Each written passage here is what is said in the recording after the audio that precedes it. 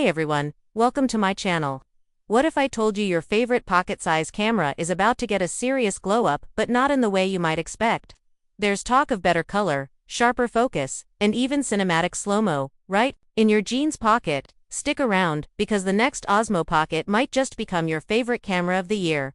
A 1-inch CMOS sensor in a pocket camera, that's no joke. That move alone gave us richer colors, stronger low-light performance, and that soft cinematic background blur that makes your footage look well expensive.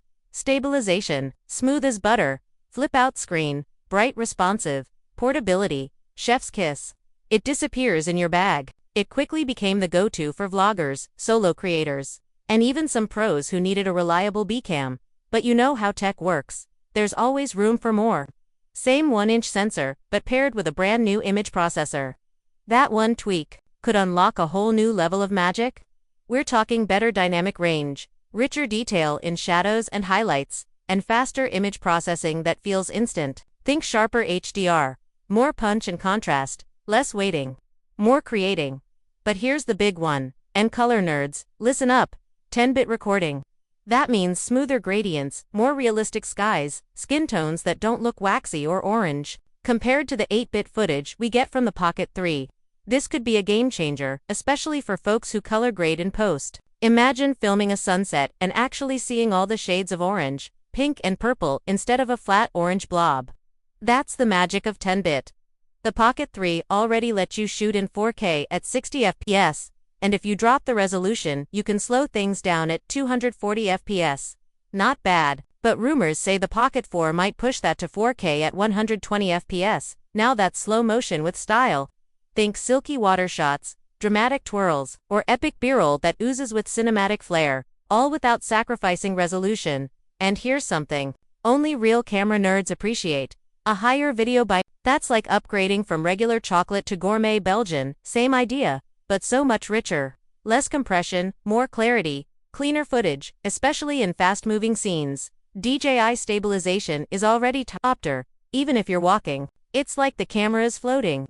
But there's one place where things could be even better: that pesky up-and-on bounce when you walk. Rumor has it DJI is working on better Z-axis stabilization, whether mechanical or software-based. It could smooth out that bounce and make walking shots feel almost like gliding, for creators filming run-on-gun style or vlogging while walking. This could be the difference between meh and whoa. Plus, DJI might tweak the gimbal response too, so you get more controlled cinematic moves, less twitchy, more smooth glides.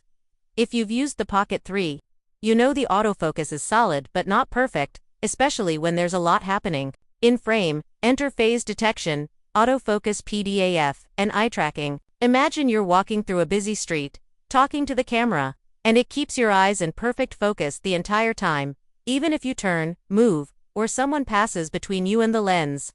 That's the level of pro-level autofocus that could be coming. Active Track is already good, but with AI upgrades, it could get smarter, faster, and better at following complex motion, or even multiple people. For solo creators, that would be like having a mini camera crew in your pocket. Time-lapse, hyperlapse, motion-lapse, already part of the Pocket lineup and fun but a bit rigid. With smarter AI, we might finally see these modes get more customizable and intuitive. Imagine telling your camera, "Follow me as I walk through this market," and do a slow hyperlapse with cinematic framing. Boom. Done. Audio on the Pocket 3 is decent. 3 mics, directional pickup. It works. But what if we got better noise reduction, improved processing, or even features like audio zoom? That's the kind of stuff that separates good content from great content. You're out in a windy city, telling a story, and your camera filters out the gusts while keeping your voice crisp. That's storytelling without distractions. I don't expect the screen to change much. The Pocket 3's flip-out touchscreen is already solid, but there's always room for small wins. Faster touch response, slightly better visibility under harsh sunlight. Maybe a UI refresh that makes settings easier to adjust mid-shoot. And the design, it'll probably stay small. But one juicy rumor: a built-in 1/4-inch mount. Yes, finally, no more extra adapters to attach it to a tripod or mount. Just twist and go. That tiny tweak would be a huge quality of life upgrade. Also, and this is big, we might finally see weather resistance. Not full waterproofing, but basic dust and splash resistance would be huge for travel and adventure creators. Peace of mind when you're near waterfalls or dusty roads. Yes, please. Battery life.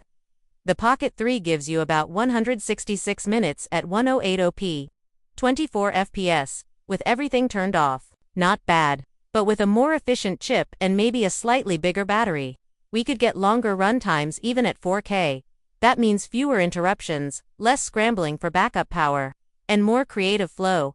As for storage, we'll likely still see microSD support, maybe even faster card speeds. But what would be nice? Some kind of basic internal memory, or at least more intelligent file management. Something to prevent that heart-sinking card not inserted moment when you're already filming. DJI has already played around with magnetic filters and lenses, but what if Pocket 4 made them easier to use, more secure, or more varied? ND filters, macro lenses, wide-angle adapters, all pocket-friendly. That's the kind of versatility creators love. The DJI Osmo Pocket 3 isn't just a tiny camera. It's freedom, it's creativity in your hand. But the Pocket 4, that could be the evolution. From 10-bit color and better autofocus to smoother stabilization and smarter tracking, if even half these rumored features show up, it could be one of the most important cameras of the year for everyday creators. Remember, it's not just about specs, it's about what those specs let you do.